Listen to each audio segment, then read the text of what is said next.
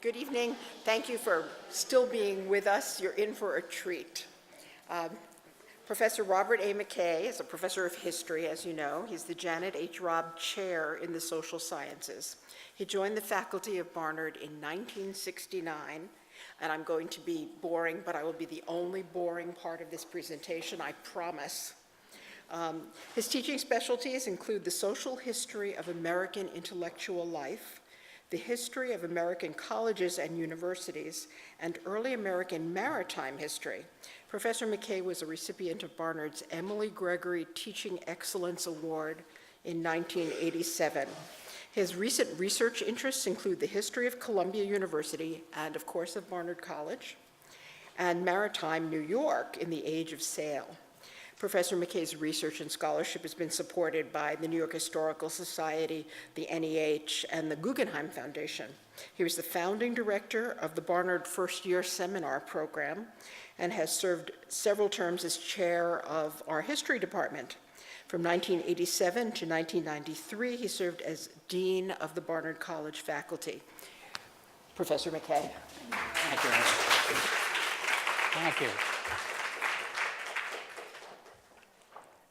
I'm currently at work on a history of Barnard and also on a collaborative project with the Archives and the Empirical Reasoning Center and the Office of Institutional Research to do something we've called Barnard by the Numbers, like a statistical history of the college.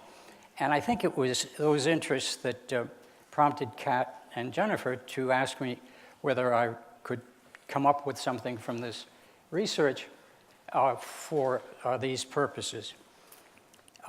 They also suggested that it be a short talk. And I was left then to propose the shortest talk I could imagine, Men at Barnard. I had an idea that I could get away with one slide. This is George Plimpton, who was trustee from one of the original trustees down to his death in 1936, where he was promptly replaced both as a trustee and as treasurer by his son, Francis T.P. Plimpton, who was the father of the George Plimpton that probably more of us are familiar with, the editor of the Paris Review. That was, I was told that was even shorter than they had in mind. And while I was walking from here, in my office is where the basketball hoop used to be, I now have an office, and walking to Millbank through the tunnel, encountered an undergraduate with a T-shirt on that said, "The future is female." That seemed actually to be a throwback if one was here in New York long enough. That was something that went about in the mid-1970s. I think there was a woman's bookshop down in the NYU area that didn't quite copyright the term, but made it part of New York culture. It got me to thinking, if the future is female, what about the past? And haven't some places, particularly those that I wish to talk about tonight, pretty much always been female? And specifically, what about Barnard? Using the triple identity that our Republican vice presidential candidate Mike Pence uses, I'm a Christian, a conservative, a Republican, in that order. Barnard, I think, has always presented itself as a women's college located in New York City, affiliated with Columbia University, in that order. So the question I put myself, for which there is an obvious answer, which allows me to shut down at any one point, just how female has Barnard been? And that involves us in a little bit of constituency analysis. First, we start with students. all women back then, that is at the founding in 1889, and all women now. Two big changes, but neither really affect the burden of this talk, but because I've been working on them, I want to share them with you. The two big changes, to my mind, in the student makeup, the geographical makeup of students, where they come from, and for graduates and alumni, where they end up. This is one rendering of it, but it gives you a quick idea of the declining place of New York City in the student body, and alternately beyond the Northeast, that's those places out there west of Fort Lee.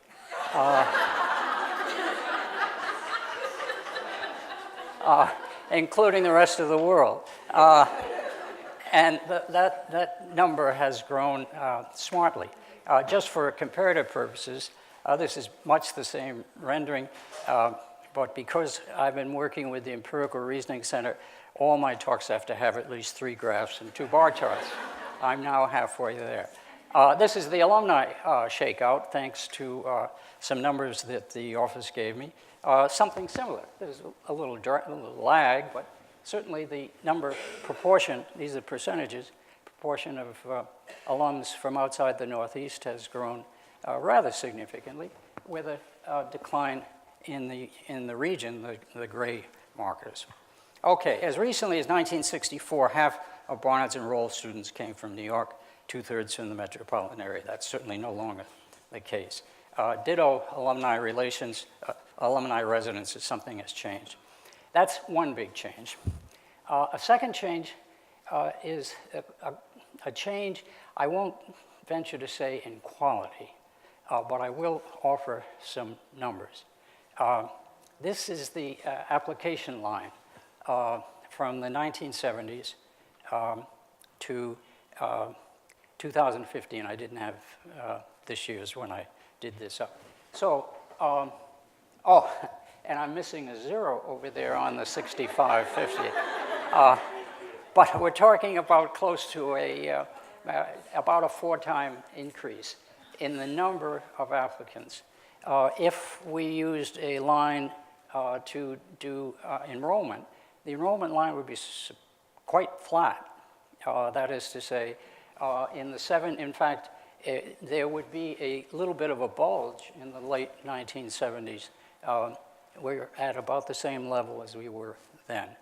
So at least interest and presumably awareness of Barnard has gone up by a factor of 4. This is the admit rate, and that's changed too. Now, it becomes incumbent upon me at this point, if there are people here who were at Barnard in the mid to late 70s, where 70% of the applicants were taken in, it's not a question of suspending SAT numbers for pulse rate. As if you had one, you were in. Some wonderful people were here in those years.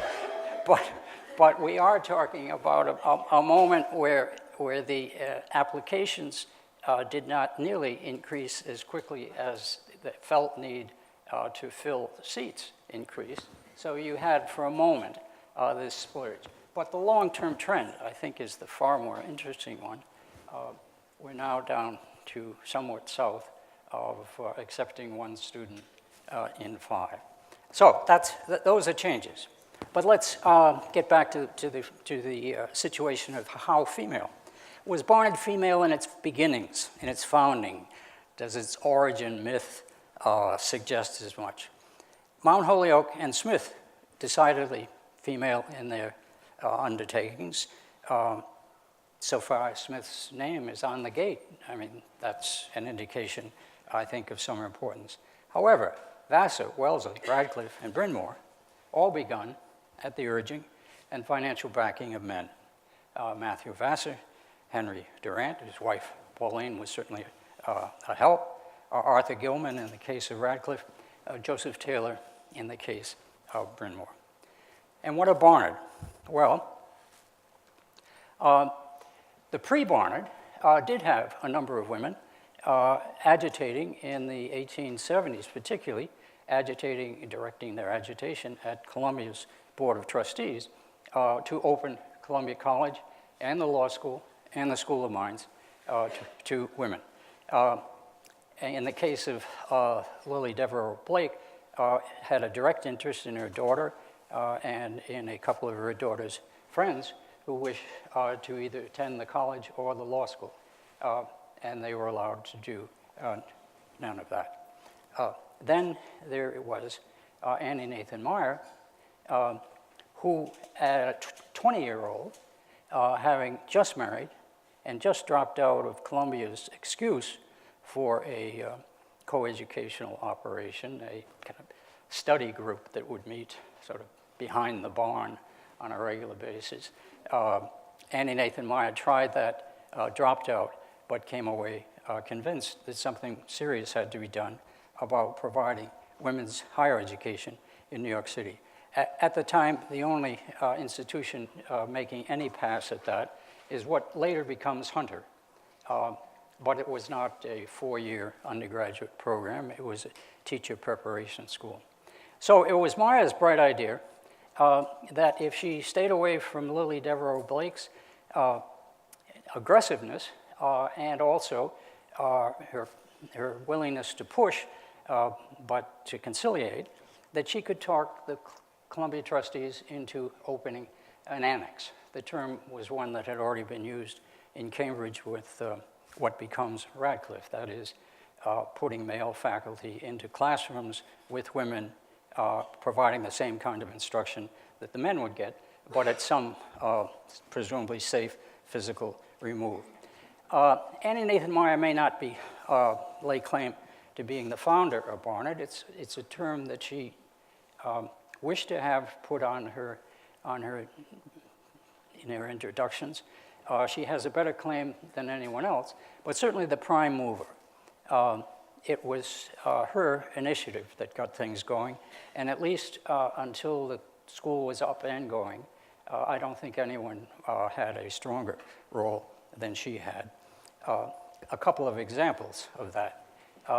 The name Barnard College comes to Barnard out of a clear political savviness on the part of Annie Nathan Meyer, that F.A.P. Barnard, the president of Columbia, who was supportive of coeducation, but dead set against separate education because it would put off coeducation. F.A.P. Barnard died in the midst of the discussions, and Annie Nathan Meyer promptly suggested that the college be called Barnard College. It left Mrs. Barnard, who was equally opposed to this system, going doggo for a while, at least going silent, and Annie Nathan Meyer carried the day. Another suggestion, another instance of this, it was her insistence, because there were people who said, if we're going to have a women's college, let's have a board of trustees entirely made up of women. That was not to be her notion. She argued and successfully lobbied that the board of trustees consist of an equal number of men and women. And so it did at its beginnings. And so there seems to have been some considerable effort in the early years to keep it that way.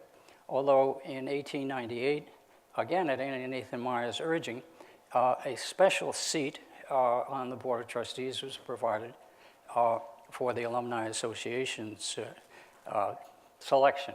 And then those numbers increased over time, I think.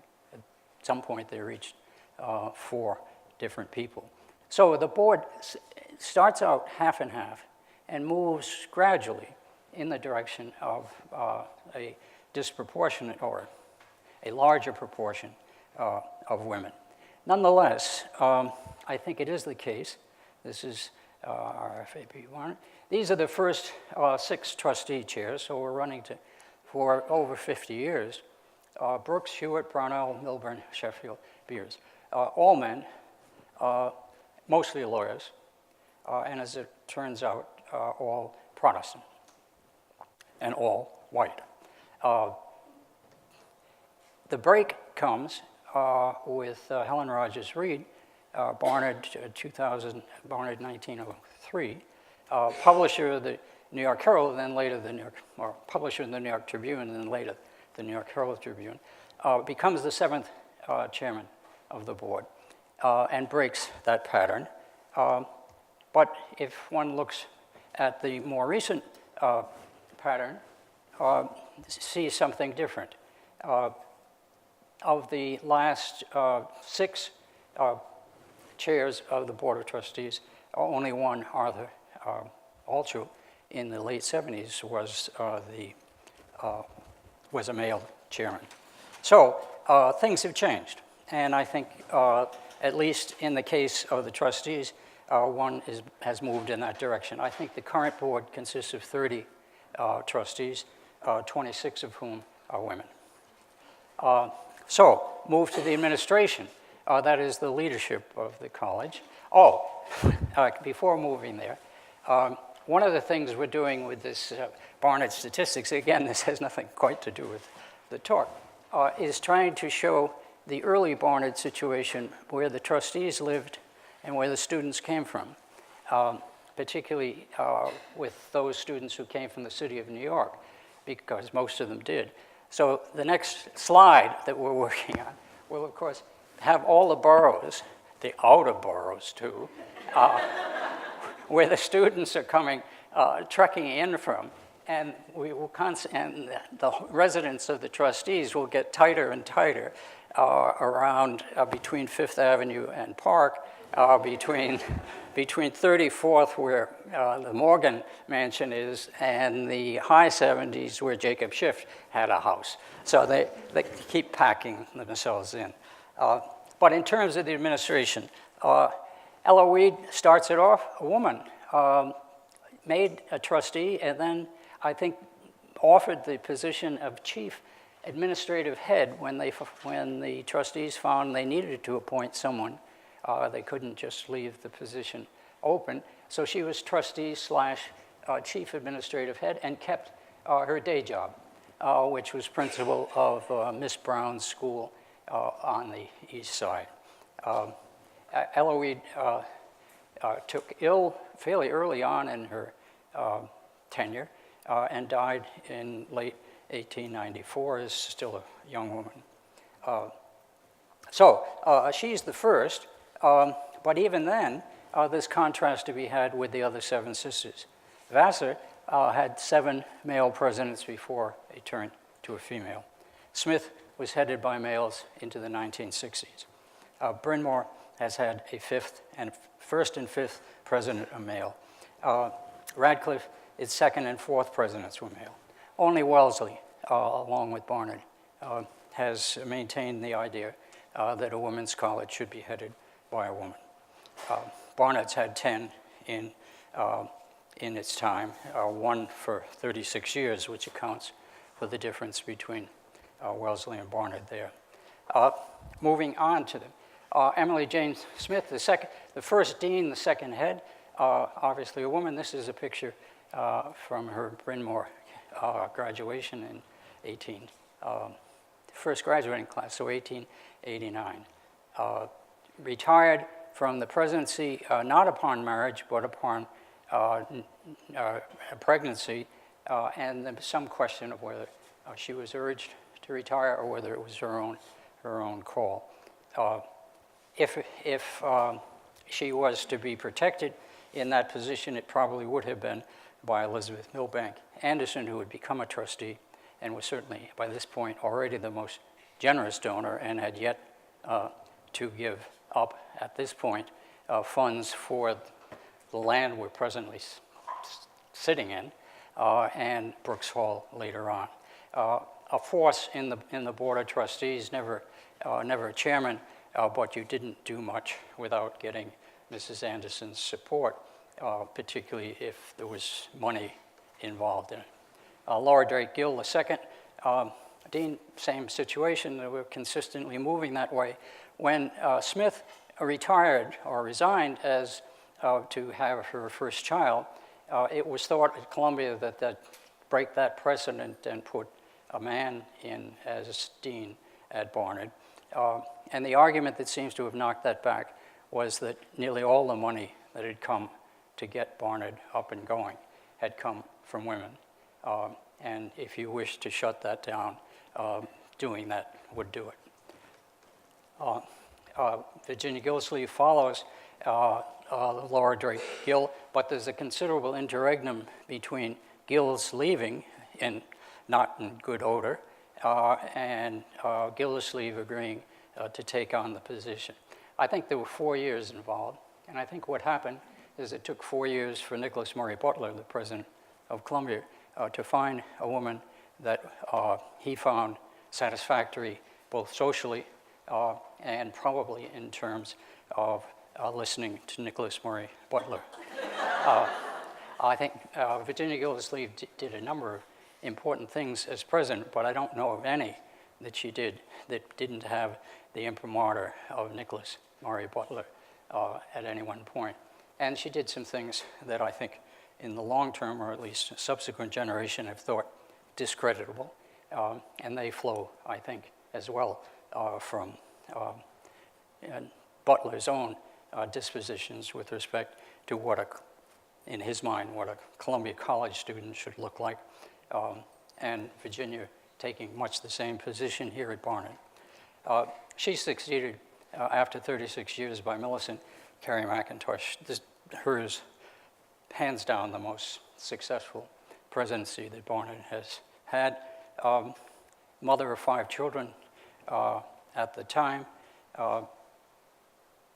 left in fine fiddle after 15 years and retired to Turingham, Massachusetts, where she lived out her life into 2002, dying at 103. Barnard deans have real longevity going for them. The average mortality point is about 93. Not bad in this case. 97 was the next president, Rosemary Park, who died in the last few years. Martha Peterson, Jacqueline Mad Fellow. I talked with Jacqueline Mad Fellow a couple of months ago. She is working in Chicago, striking situation. Ellen Futter, Judith Shapiro, Deborah Spar. So presidents. Barnard deans of faculty. Early ones have tended to be men. I think it was Macintosh who appointed the first dean of faculty. But I don't know whether it follows directly. After I finished, it's turned to women pretty consistently. Okay, so we've got trustees and administration and founding all suggested either starting out to be female in character or becoming so. The faculty is a different story, and I think it needs a little attention. Emily Gregory is the first woman to teach here at Barnard. Really quite a distinguished scholar when she came here. She had taught at Penn earlier. She not only had a PhD from the University of Zurich, but she was the first woman, not just the first American woman, but the first woman that the University of Zurich ever awarded a PhD to. She was comfortable in dealing with the leading botanists here at Columbia and down in the, what becomes the Botanical Garden. Came here in her early 50s and died in service in 1897. Then there are a string of women scientists, and I stress science because it seems to me that Barnard was committed to offering a science curriculum and were either unable to secure men for the position or were committed in the instance of science, but not necessarily otherwise, to having women, because it ended up with a fortunate collection of women who were also prepared to wait 20 and 25 years for promotion. Margaret Multi is one, Marie Reamer is another, and Helen Ogilvie is a third. All women who put 40 plus years into service, eventually becoming heads of their departments, and reserving what research they could do for the summer. All in these three instances, single women devoted to their students. So it's a long slog for women. This is the way to do it, I think. The blue line is the point at which women come to constitute a majority of the instructional staff. This is the 50% line right here. Let's see if this is working. So you cross this line, and you've got at least parity of some sort. So the first line that is crossed quite early, about 1923. I'm guessing these are arrangements. But the second line is crossing it when you have faculty rank. That is, that first line can hide disparity in the distribution. So it takes until the Second World War for women to come to some kind of parity with men in terms of rank. And the bottom line is professor. And so in that instance, we're talking about it's not until the late 1980s that the number of women professors equal the number of male professors. Some of that is due to the market, but some of it's also quite conscious. Virginia Gillislee acknowledged that when she ever had a chance to hire outside senior people, she would hire a man. Her explanation for it was that women will stick around under any circumstances. And at least statistically, she was right. The mobility opportunities for women at this time were so slim that if you had any kind of toehold at Barnard or at any other of the women's colleges, you held on for life.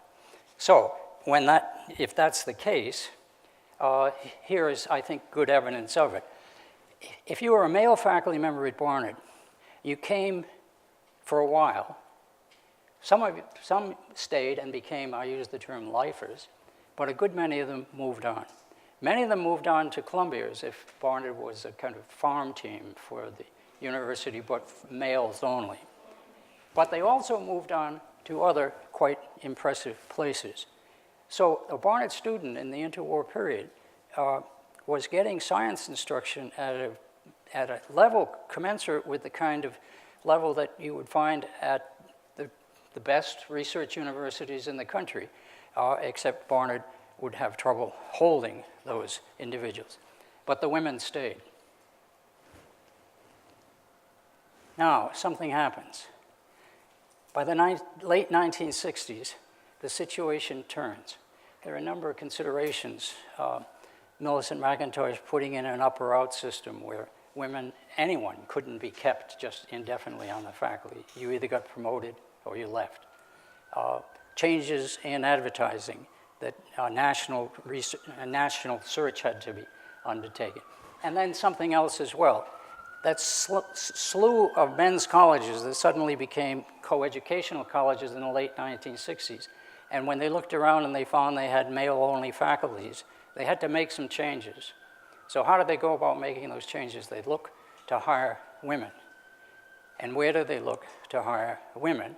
At a place like Barnard, where women were maintaining themselves at university levels of expectation in terms of research, but we're still in a women's college. And so you begin to see Barnard, I think, getting quietly rated, and rated some terrific faculty in a way that almost reversed the previous pattern. Okay, so I'll come back to leave that on there because I think it's worth.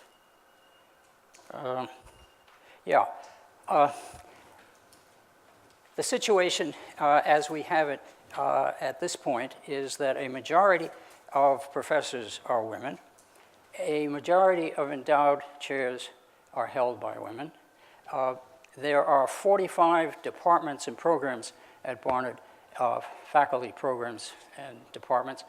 30 of them are headed up by women.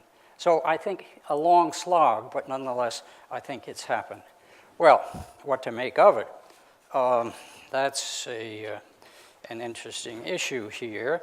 I think it's not yet a case where Barnard male faculty will qualify under the U.S. Fish and Wildlife Service as an endangered species, but they have, switch it to first person plural, we have operated in a domain that has long been, in just about every aspect of its operations, in the hands of women.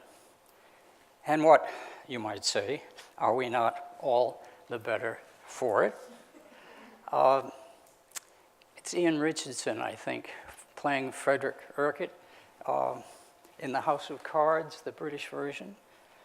You may very well think that, but I couldn't possibly comment. Thank you. Thank you.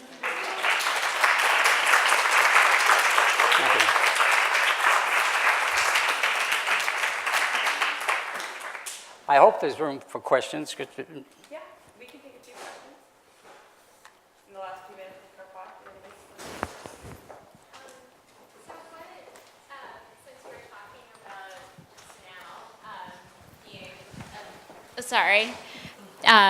So what I wanted to say is, as a male professor at a women's college, what has sort of resonated with you the most, or what do you find as the greatest value in being in an environment like Barnard? Well, good question. The reality of it has not been that one's part of a convent. The mix with undergraduates in the classroom undercuts that. But to the extent that I've dealt with classes that are made up of women, or am a colleague in a department made up mostly of women, or a member of the faculty made up mostly of women, I think there are differences. I've spent enough time as a member of the Columbia History Department and written on Columbia. There's a willingness, I think, here to press the conversation beyond a point where most male encounters that I have are a little more slam, bam, thank you, ma'am, out of the room we go. It has its drawbacks. I mean, it's not quite, a friends meeting. But it allows for discussion and change of mind with less angst of being attached to it. I've studied pretty closely, for example, the way both Barnard and Columbia have handled the crisis in the 1970s. Both places were in trouble, in serious trouble. Columbia in financial trouble, at least as great as Barnard's. The difference is the asymmetry, though. If Columbia goes down, Barnard goes down. Which in the reverse would not necessarily be true. But of two institutions under institutional crisis, I thought Barnard handled itself in a way that has allowed it to be less apologetic about the rough edges that it encountered than the rough edges of Columbia. It correlates with gender. I don't know whether there's a causal link in it, but I tend to be persuaded that it does. So I think the institutions do operate differently. And this does operate as an institution different from male institutions that I've known, which have been the Catholic Church, the United States Navy, and Columbia University. All of those have different modes of operation.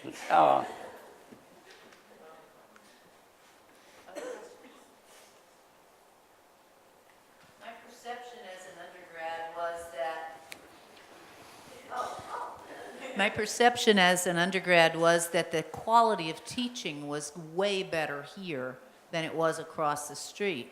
I had you.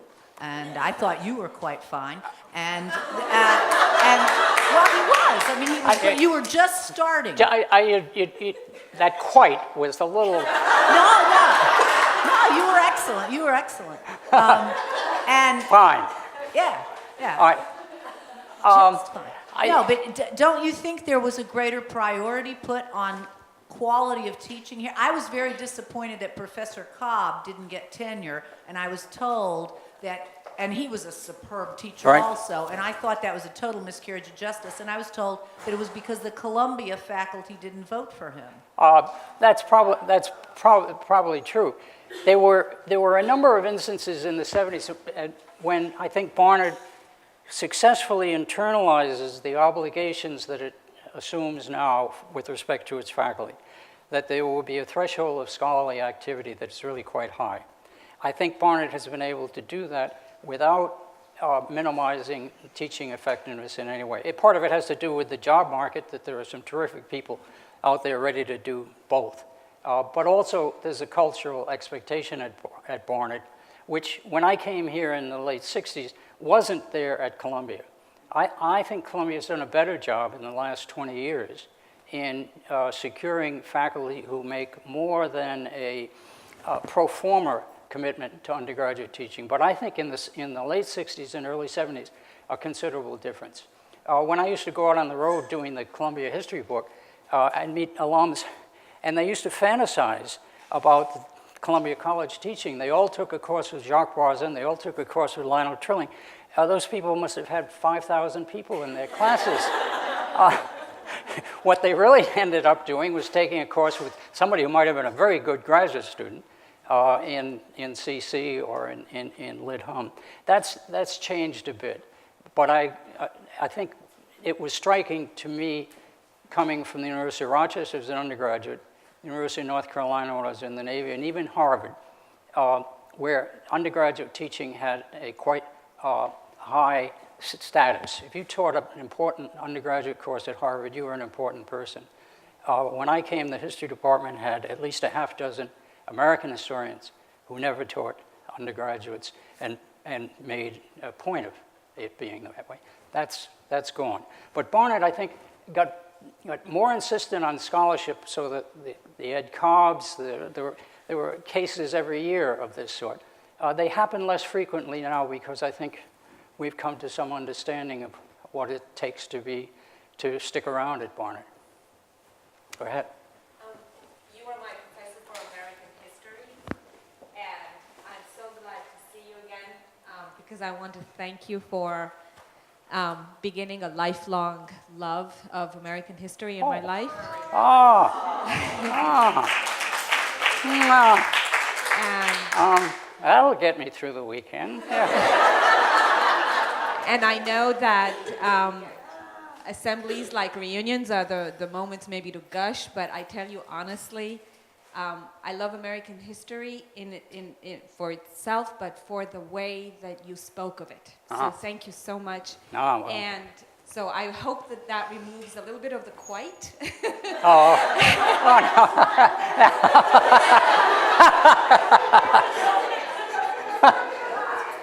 And I just wanted to ask your observations. What did you notice in teaching Barnard about the Barnard student, Barnard women as opposed to Columbia women, as opposed to Harvard? How did you see students in their approach to their own education? I come from Rhode Island. I had not been to New York except to see a basketball game in Madison Square Garden every chance I could get on the train. So Barnard was new to me, and Barnard students were the most sophisticated students I had encountered.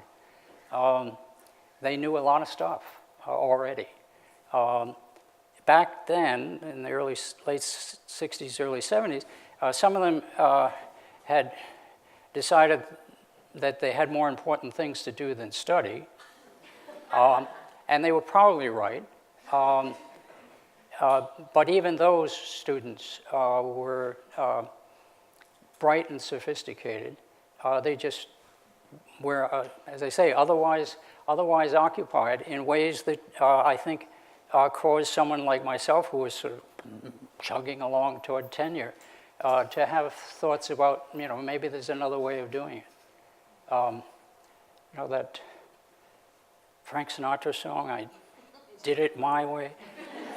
I did it your way, so, but there were people in the, you know, Barnard students who had taken a different path. So that was the difference. Tony. I don't know if this is a gender question, but I'm wondering if the tenure battles and whether Columbia would become co-ed questions in the early 80s, how were they reflected here, and was there unrest among the faculty with all of the tenure denials? I'm thinking of Professor Chambers, for example. Everybody loved. Yeah. Well, the faculty was divided on the issue. I think students weren't divided because Professor Chambers or Ed Cobb or Lois Eben or Darlene Levy, there were numbers of cases. All those people were extraordinarily effective teachers. The question came down in each case whether the scholarly promise was up to a standard that Barnard had formally accepted that Columbia lived by, and that Barnard was coming to live by. Those are the crucial cases. And I think what has happened in the years since, that Barnard has made accommodations to Chambers or Cobb or any of these folks. We don't burden assistant professors with a disproportionate amount of heavy lecturing. When I came in 1969, I taught 6 courses. 4 of them were lecture courses, and they met 3 times a week. And everybody in the department could take a breath off because I was the junior person. No department can get away with anything like that now. Assistant professors have leave opportunities that weren't present earlier on. And they're told from the get-go that this is a serious matter. That wasn't true, I think, in the case of some of these people. The game's changed in midstream for some assistant professors, and they got caught in the wave. Columbia has, if anything, moved, I think, back towards a greater recognition of the importance of undergraduate teaching. My argument for this, and it was always one that I used because I believe in it, that effective teaching of someone who you have a permanent appointment to, that is effective teaching in that person's 50s or 60s, is likely to turn not on initial enthusiasm, but on ongoing research activity. And you keep yourself excited about the field, and you don't live off your graduate student experience. That's the rationale that I would use in a case like these. But it was one that was not particularly popular among assistant professors at the time. I think it's now accepted by assistant professors, whether it's popular or not. It really doesn't matter in the sense that it represents the rules of the game. But we've had fewer of those cases because I think there's an understanding all around of what's expected. And there wasn't, I think, in the late 60s. I had colleagues who had published very little and were seen as important, powerful people in their departments. And until that changes, assistant professors were getting 2 different signals. We have time for one last question. You want to bring the mic up front? Yeah, because if there are no more questions, I'm going to give the mic to you again. I feel like I need you to test me on something. Yeah, all right. I need a test. So right over there. I wanted to move over to the trustees. So when you look at like the Forbes lists, a lot of the women on there are on there because of a man. And so I was wondering if that's true of our trustees, and if that's kind of changed over time. I don't know that the biographies of the current trustees all that well, but I have looked into it, and I think that's not the case. I think, or let us say, it is far less the case than it was among the original board of trustees. The original board had 11 women. An impressive number of them were occupationally engaged. 4 of them were school teachers. Annie Nathan Meyer certainly qualifies as a full-time writer. She was married to an MD who probably covered more of the expenses of the household, but she was fully engaged occupant. I think today you'd be hard-pressed to find women on the board who saw themselves as homemakers, which would have been a term perfectly acceptable and useful back in the 1920s and 30s if you were there. Even the alum representatives tended to be people who were occupationally engaged, women. So I think throughout, one way of doing it is to graph the proportion of women who are occupied and then married and employed. And that number goes up for Barnard alums, and I think it's higher for Barnard trustees.